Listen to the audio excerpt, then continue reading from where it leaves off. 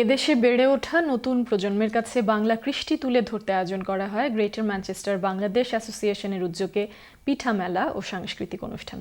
বিস্তারিত জানাচ্ছেন আমাদের ম্যানচেস্টার প্রতিনিধি শাহ কাইয়ুম। গ্রেটার ম্যানচেস্টার বাংলাদেশ অ্যাসোসিয়েশনের উদ্যোগে পিঠা মেলা ও সাংস্কৃতিক অনুষ্ঠানের আয়োজন করা হয় জিএমবিএর হলরুমে রবিবার। চেয়ারম্যান মান্নান খানের স্বাগত বক্তব্য এবং জাতীয় সঙ্গীতের মধ্য দিয়ে অনুষ্ঠানটি শুরু হয়। আমাদের ঐতিহ্য ও কৃষ্টিকে নতুন প্রজন্মের কাছে তুলে ধরতে সবাইকে এগিয়ে আসার আহ্বান জানান।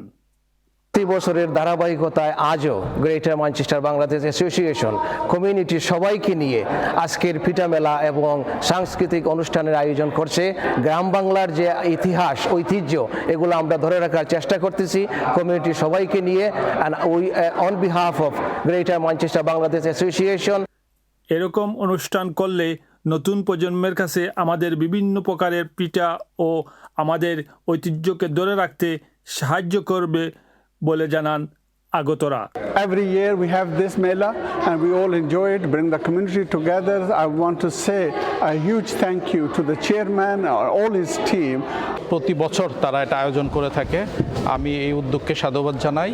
আমি কৃতজ্ঞতা প্রকাশ করছি বিদেশের মাটিতে বাংলাদেশি সংস্কৃতিকে তুলে ধরার জন্য।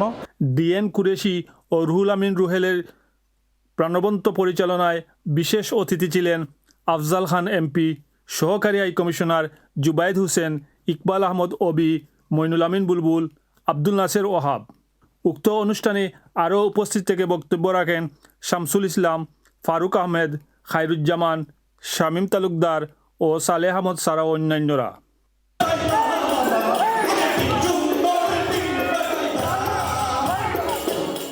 Shah Qayyum, Channel S News, Manchester.